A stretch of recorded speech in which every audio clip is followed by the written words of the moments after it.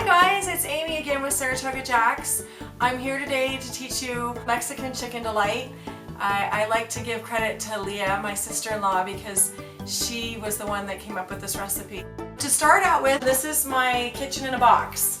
When I'm traveling around the country doing demos and meeting with you guys, I literally take this box with everything that's in it.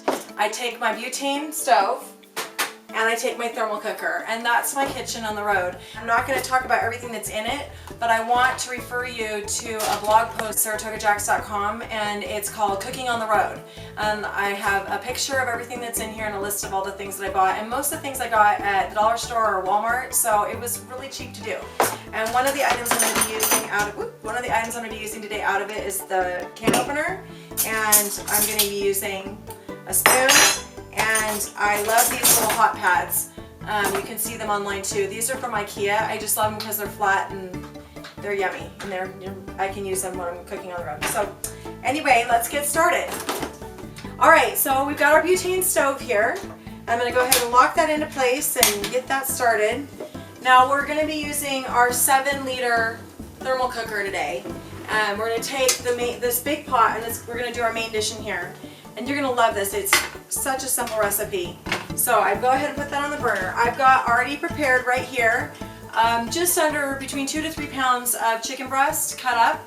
And just as a tip, I didn't have to cut this up, and you don't either. When you go to the grocery store and you're buying your chicken breast, go ahead and hand it to the butcher if there is one, and just ask him, hey, can you cut this up for me just in small bite-sized pieces?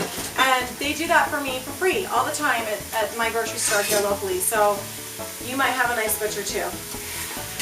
Alright, I'm just throwing that raw chicken in here, and I don't want it to stick to the bottom. What I am going to do is take an entire large jar of salsa. Now, I'm using a medium picante 24 ounce, but you can go ahead and use what you make at home. Maybe you've got the best salsa recipe in the world. Alright, I'm going to just mix that in so nothing gets burning on the bottom. And then we're going to add to that a can of drained black beans, a can of drained corn, a can of drained pineapple, and a can of chilies. Okay, through the magic of television, I've opened all of the canned goods and went ahead and drained them, and they're all in this basket. So here's my beans, pineapple, and corn. And then here's our can of the diced green chilies. Now, ooh, and it's not coming out. Stubborn. Okay, there we go. Now all I'm going to do, and you can hear already it's starting to boil very quickly.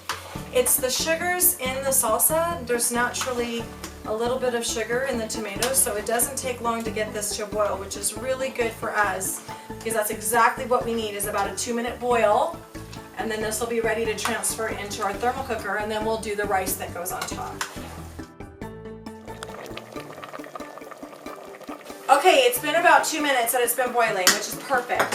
We're going to go ahead and put the lid on, and it's hot now, so be careful. And we're going to transfer the boiling food into the thermal cooker and shut the lid. Now we're not finished because we have our rice still to do on top. So in this pot is 4 cups of water, and that was pre-measured out. And in this jar is actually 2.5 cups of rice.